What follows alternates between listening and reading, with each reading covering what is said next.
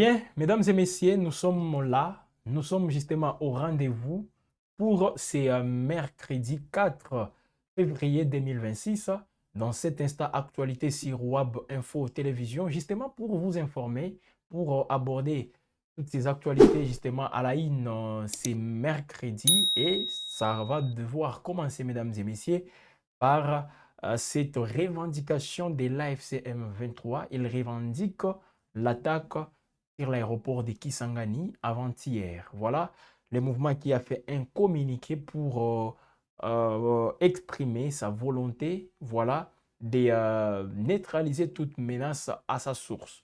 Alors, c'est ce qui a été fait. On va devoir en parler en exploitant justement les communiqués du mouvement, tout en attendant aussi vos commentaires, comme vous le savez, mesdames et messieurs, sur cette actualité. Qu'est-ce que vous pensez, voilà, de cette revendication de la FCM 23? Est-ce là une escalade des plus dans ces conflits armés, oui, entre les mouvements politico-militaires et les gouvernements de la République démocratique du Congo? Voilà, vous pouvez donc commenter sans beaucoup de soucis, donner votre point de vue, justement, en restant tout simplement dans les sujets. Très important quand même qu'on en parle. Jusque-là, aucune réaction officielle côté Kinshasa par rapport à ces communiqués de la FCM 23. Parce que c'est un communiqué fait hier, mardi 3 février 2026. Alors on en parle justement parce que c'est en tout cas d'autres précisions par rapport à cette actualité. Pourquoi ne pas aussi évoquer tout ce qui se passe à Washington, la République démocratique du Congo, voilà, qui voit quelques figures religieuses, politiques et même de la société civile à Washington dans une cérémonie, disons, les annuelle. Voilà. Alors, on va aussi faire les points sur cette cérémonie parce que le président de la République, Félix Tshisekedi, est aussi invité et il sera présent. Il va prendre donc part physiquement à cette cérémonie. Vous êtes tous les bienvenus, mesdames et messieurs, dans cet instant actualité sur Web Info à télévision. Ici, c'est l'actualité qui nous intéresse. Nous nous réunissons avec vous autour de l'actualité. L'actualité qui n'a pas de penchant. Pour dire, voilà, nous nous donnons cette information pour faire plaisir à tel, à X ou à Y. Pas du tout. Mais c'est juste dans l'optique de vous mettre au parfum de l'actualité. Comprendre tout ce qui se passe. Parce que je sais que ce soit à Goma, que ce soit à Bukavu, Kalemi, je ne sais pas, même Lubumbashi qui s'engage partout là-bas, lorsqu'il y a un événement qui cadre avec cette situation sécuritaire dans les deux provinces, donc Kivu, le nord Kivu et le sud Kivu, ça vous intéresse. Vous avez toujours de l'intérêt pour comprendre qu'est-ce qui se passe. Avec cette attention soutenue, voilà pourquoi Web Info vous accompagne, messieurs et dames. Que peut-on retenir aussi de cette frappe au niveau de Kisangani? Parce que là, on parle bien sûr des drones kamikazes. Alors, de ces côtés, mesdames et messieurs, oui, l'AFCM 23 qui réagit tout juste en revendiquant voilà, l'attaque, affirmant avoir ciblé les centres de commandement des drones des forces armées de la République démocratique du Congo. Voilà, la rébellion de l'AFC M23 revendique ainsi, dans un communiqué d'hier mardi, l'attaque le week-end dernier de l'aéroport de Bangoka, situé à 17 km de la ville de Kisangani, chef-lieu de la province de la Chopo. Alors, cette infrastructure, justement, qui est située dans une ville clé des dispositifs sécuritaires nationaux, parce que Kisangani, c'est le siège de la troisième zone de défense des forces armées de la République démocratique du Congo. Donc, les sièges de l'état-major avec la troisième zone de défense. Voilà donc ce siège qui a été ciblé entre samedi 31 janvier et le dimanche 1er février 2026, justement par une attaque des drones kamikazes, justement Et les mouvements rebelles, dans ces communiqués, mesdames et messieurs, affirment avoir, parce qu'on a un communiqué, je crois, Faustin Mouiwa qui nous réalise, est en train d'illustrer ça pour voir tout ce qui est dit dans ces communiqués. Donc, les mouvements rebelles, dans ces communiqués, mesdames et messieurs, affirment avoir procédé à la destruction du centre de commandement des drones installé à l'aéroport de Kisangani, d'où l'armée mène des attaques dans les zones sous son occupation, notamment à Masisi, Walikale, Rutshuru, Lubero, Kalehe, Mwenga, Minembwe. Donc aujourd'hui, selon l'AFCM 23, d'en croire leur communiqué, toutes ces frappes par drone, les avions de chasse, les Sukhoi, en tout cas, c'est à partir de Kisangani d'où ces frappes sont menées. Donc les avions de chasse, les drones décollent de Kisangani pour aller atteindre leurs cibles. À l'époque, disons bien avant l'AFCM 23, disait que c'est à partir du Burundi que les attaques sont justement menées. Donc les avions de chasse quittent les Burundi pour venir cibler les différentes positions de l'AFC M23. Alors aujourd'hui, on parle de Kisangani. Donc toutes les frappes que nous voyons sur Masisi, Rutshuru, Walikale, Lubero, Kalehe, on parle même du territoire de Mwenga, Minembwe, au niveau du site Kivu. Mesdames et messieurs, selon l'AFCM 23 dans son communiqué, toutes ces frappes sont menées à partir de l'aéroport de Bangoka à Kisangani, l'aéroport que vous voyez en image. Donc, ça veut dire, pour l'AFCM 23, il fallait à tout prix éliminer la menace à sa source. Donc, au lendemain de ces attaques massives, les autorités provinciales de la Chopo, donc la province qui a comme capitale Kisangani, avaient déjà accusé les rebelles de l'AFCM 23, justement, avaient déjà accusé les éléments de l'AFCM 23 d'avoir été bien sûr à la base de toutes ces frappes, toutes ces attaques justement sur l'aéroport de Bangoka. Des drones kamikazes. Et côté forces armées de la République démocratique du Congo, on a parlé des drones détruits.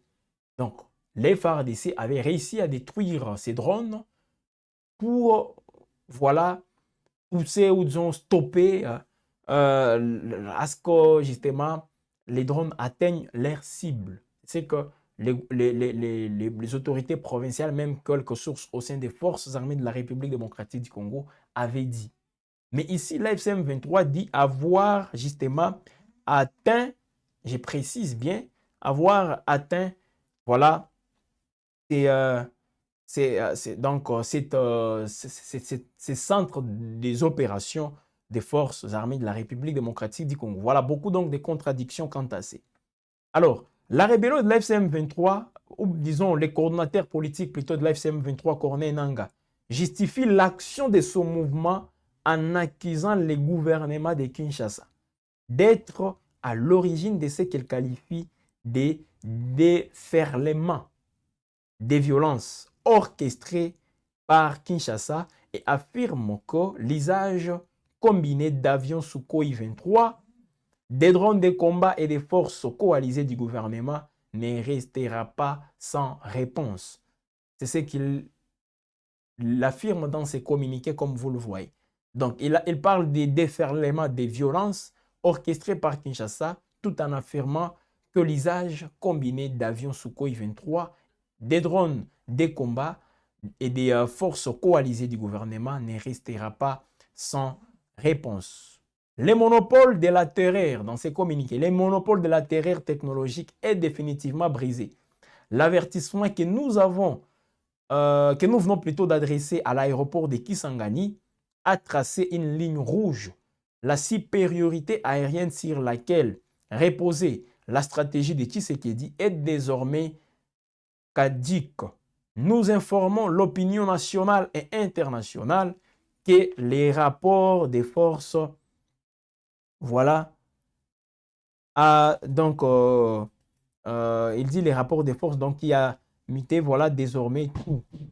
Ce sont là les mots de Corneille Nangaa. Il estime aussi que cette option levée par ce mouvement met fin à l'utilisation de la ville de Kisangani, allais-je dire, met fin donc à l'utilisation de la ville de Kisangani comme base arrière des forces armées de la République démocratique du Congo. La doctrine de défense, toujours dans ces mêmes communiqués, mesdames et messieurs, la doctrine de défense, il dit la doctrine de défense préemptive et active, chaque menace sera frappée à son point d'origine. L'utilisation de Kisangani comme plateforme de projection de la terreur contre nos territoires est désormais proscrite. La sanctuarisation de cette base arrière est terminée. Pour les régimes de Kinshasa, le temps de l'arrogance technologique est révolu. La réaction est finie. Si Tshisekedi veut le dialogue, nous sommes preneurs. Mais s'il veut la guerre, en tout cas, qu'il accepte d'assumer toutes les conséquences. Voilà, mesdames et messieurs, je vais dire, la communication aussi frontale de Corneille Nangaa par rapport aux actes vécus à Kisangani le week-end dernier. Alors que les communiqués de l'AFC M23 confirment, mesdames et messieurs, la destruction du centre de commandement des drones à l'aéroport de Kisangani, les autorités, elles, il faut le dire, ont précisé que grâce à la vigilance et au professionnalisme des forces armées de la République démocratique du Congo, bien sûr, et de leurs partenaires sécuritaires, 8 drones ont été neutralisés avant d'atteindre leur cible. Donc, les autorités au niveau de la Chopo avaient parlé de la destruction des 8 drones avant que ces derniers n'atteignent leur cible. Aucune perte en vie humaine, ni aucun dégât matériel majeur n'ont été signalés.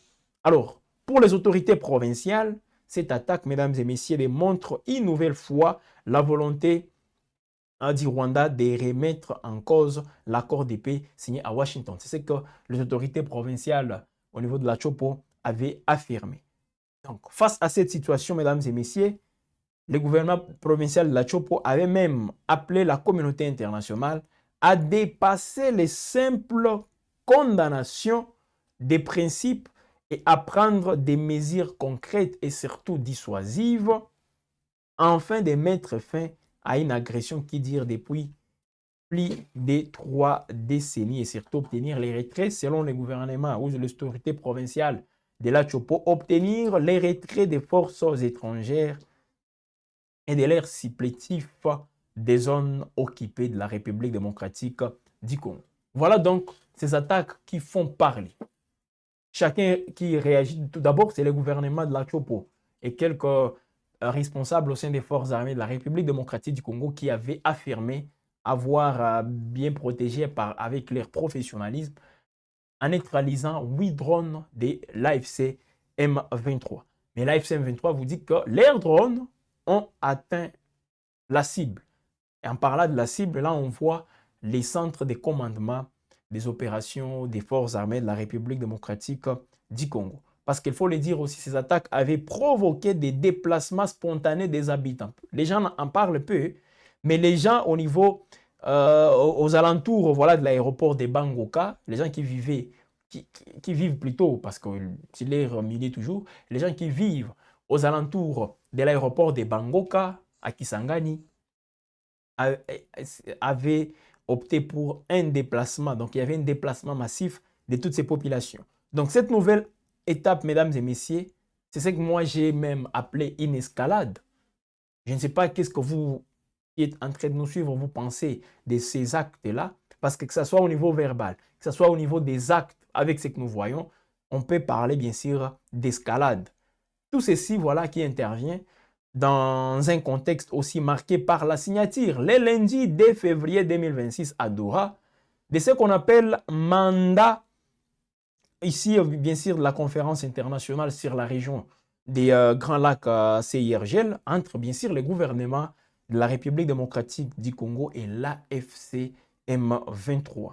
Donc, cette signature qui est intervenu à l'issue d'une réunion du mécanisme de suivi et de vérification, bien sûr, du cessez-le-feu entre les deux parties organisées par les Qatar dans le cadre de ces efforts de médiation visant, bien sûr, à résoudre les conflits dans l'Est de la République démocratique du Congo. Voilà donc le contexte dans lequel ces attaques interviennent.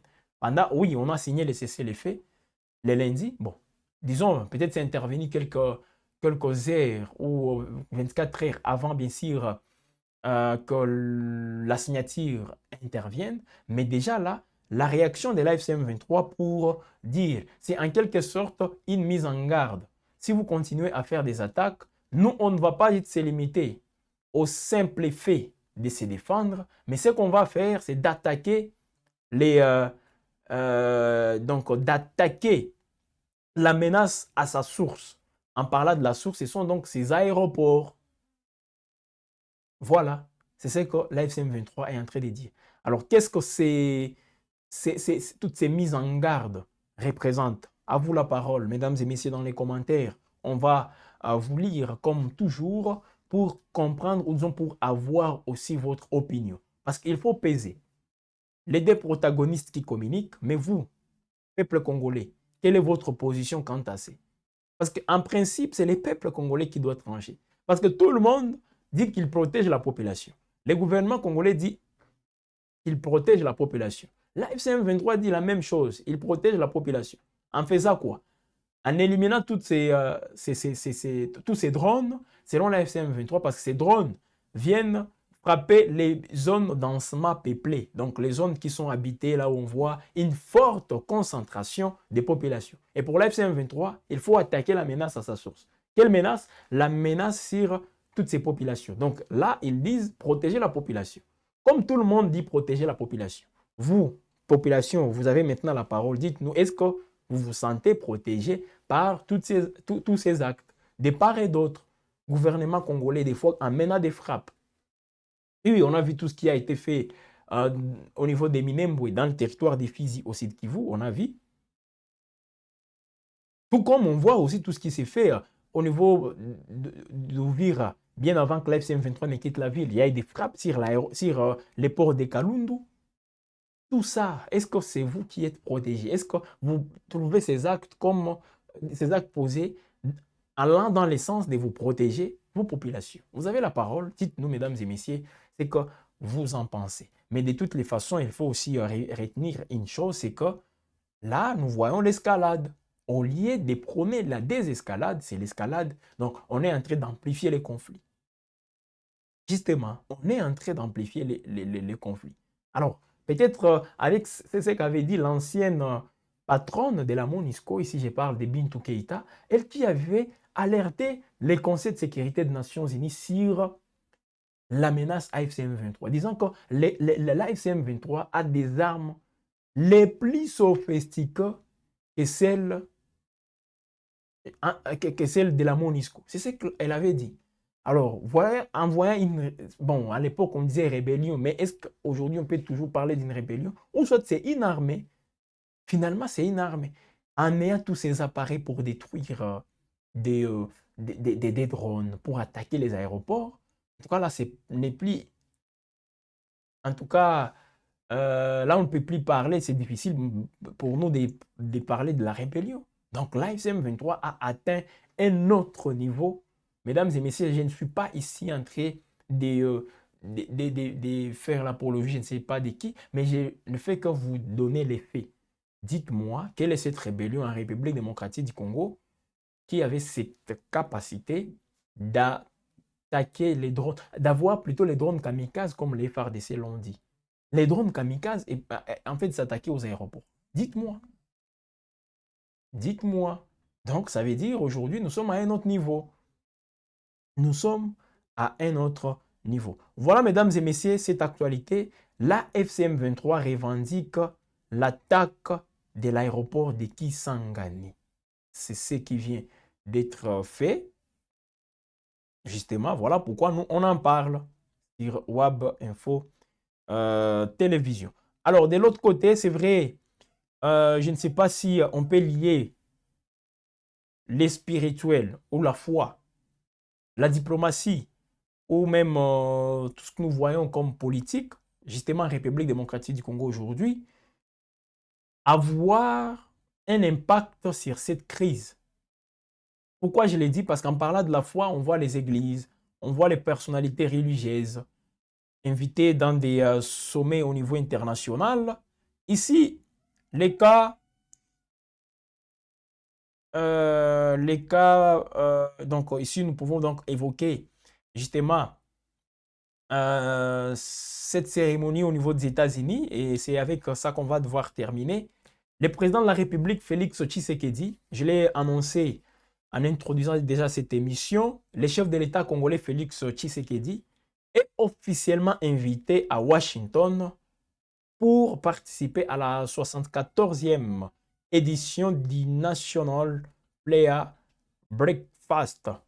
Voilà, prévu ce jeudi 5 février, donc demain, dans la capitale américaine. Voilà donc ces rendez-vous annuels de haut niveau réunis, mesdames et messieurs, des dirigeants politiques, des responsables religieux, des acteurs économiques et des figures influentes de la société civile venues du monde entier. Alors, à cette rencontre emblématique, bien sûr, de la diplomatie, c'est une diplomatie informelle et même spirituelle, comme je l'ai dit, l'opposant congolais Martin Fayulu est également annoncé.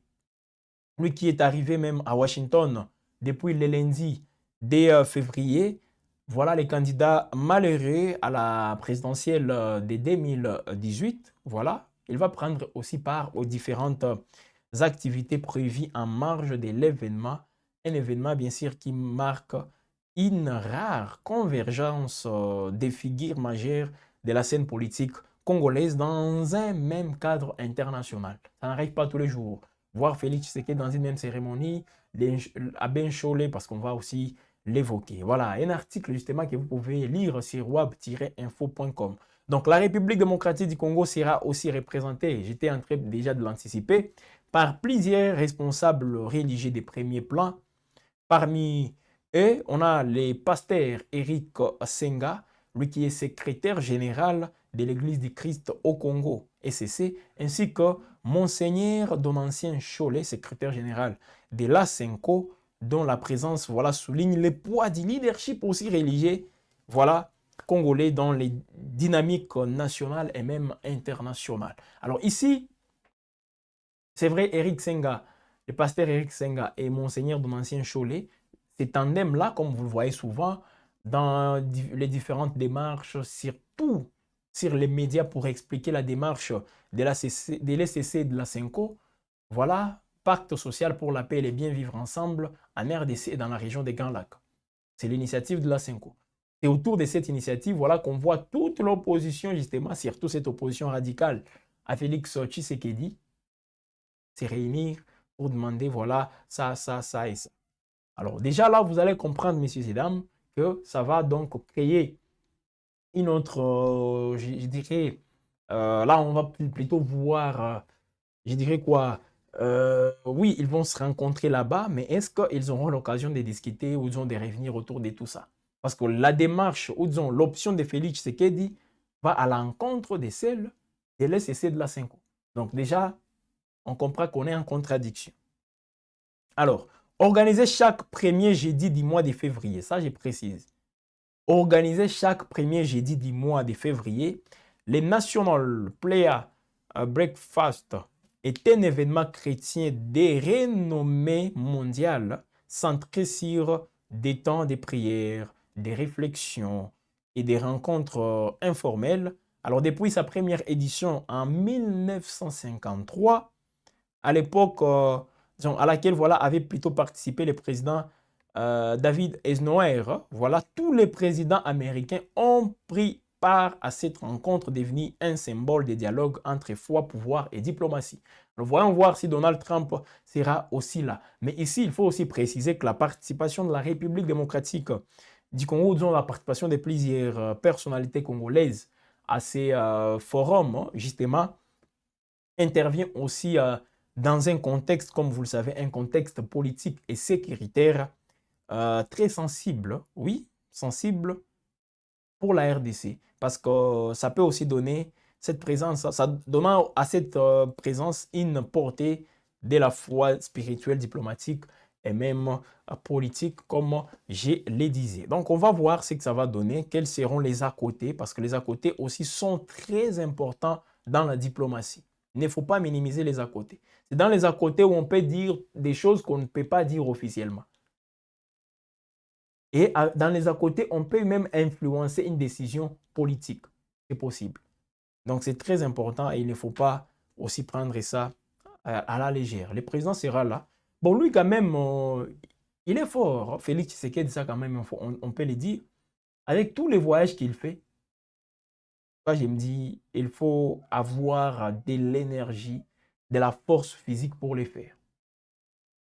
Vous-même, vous voyez tout ce qu'il... De Kinshasa, il est parti aux Émirats Arabes Unis, aux États-Unis, je ne sais pas il a quel autre agenda. Donc, il faut voir tous les déplacements qu'il a fait de janvier, juste au mois de janvier, et en ce début du mois de février. Ce n'est pas donné à tout le monde. Bon, courage à lui.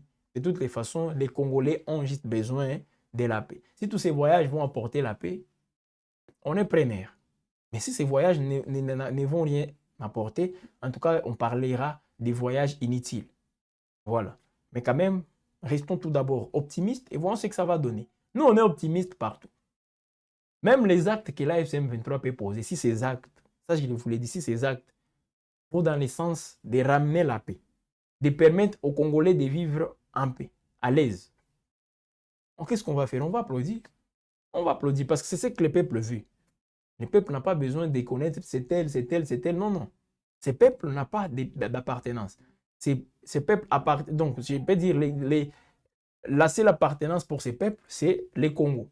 Et si le Congo est en paix, et que les gens qui vivent au Congo sont aussi en paix, ben, tout le monde sera quand même d'accord. Parce qu'on doit éviter aussi des manipulations politiques. Des manipulations politiciennes plutôt. Il faut éviter ça. On est à la fin, mesdames et messieurs. Je vous dis merci de nous avoir suivis. Justement, c'est fait un plaisir de vous savoir nombreux en train de nous regarder. Alors, restez toujours connectés sur Web Info. Je vous invite à vous abonner massivement. Quand vous n'êtes pas abonné, vous ratez beaucoup de choses. Non seulement s'abonner, mais il faut s'abonner et activer la cloche de notification. Pourquoi? Parce que quand il y aura des nouvelles productions, déjà vous serez alerté. Vous serez alerté, vous serez notifié facilement. Vous pouvez ouvrir les liens et regarder aisément l'émission, ou disons peut-être pourquoi pas les journaux, des petites des posts aussi toujours sur Web Info, c'est possible. Donc, les plus importants, tout d'abord, la première étape qu'il faut faire, c'est s'abonner. Après, activer la cloche de notification. Et puis, commentez. Si vous n'êtes pas favorable à ce que nous disons, donnez aussi votre point de vue. C'est aussi ça. Donc, vous pouvez contredire, vous pouvez, mais tout en respectant justement les points de vue des uns et des autres, tout en restant dans la logique. C'est le plus important. Parce que souvent, nous voyons des commentaires axés tout simplement sur les injures et ce n'est pas du tout bien. Mais si vous faites des commentaires, vous donnez votre point de vue qui ne cadre pas ce que nous nous donnons, ce n'est pas du tout interdit, ce n'est pas mauvais. C'est d'ailleurs ça, la démocratie. Oui, Web Info prône la démocratie. Donc, commentez, mesdames et messieurs, aimez, partagez. Il ne faut pas juste laisser l'émission justement pour vous. Il faut partager, intéresser les autres qui le suivent. Et c'est comme ça qu'on sera en train d'éveiller la conscience du peuple congolais. Parce que moi, je l'ai dit tous les jours, la conscience du peuple congolais est endormie. Aujourd'hui, la conscience du peuple congolais est endormie. Voilà pourquoi on est manipulé. Tel peut venir, il nous raconte n'importe quoi et nous, nous acceptons. Donc, contribuons à ces réveils des consciences du peuple congolais et c'est comme ça peut-être que le pays aussi pourra décoller. Mesdames et messieurs, merci aussi à Faustin Mouiou. Il faut les remercier. C'est lui qui nous a réalisé. C'est lui qui a donc illustré toutes ces images que vous avez suivies des États-Unis, de l'AFC M23, à l'aéroport de Bangoka, comme vous l'avez suivi. C'est la grande information, mesdames et messieurs. Et nous sommes revenus justement longuement sur ça.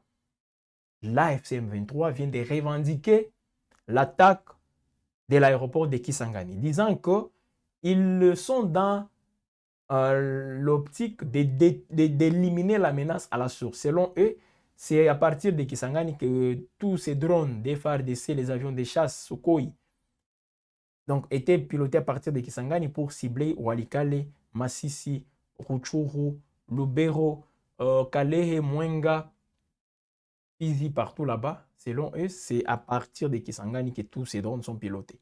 Donc il fallait les détruire, les centres de commandement à la source. Bien que les FARDC avait dit avoir détruit 8 drones kamikazes de l'AFCM 23. Là, l'AFCM 23, Corneille Nangaa lui-même qui l'a dit, confirme, ça veut dire qu'on est dans une escalade des tensions. Mesdames et messieurs, fin de cette émission. Merci à vous et bonne suite du temps chez vous.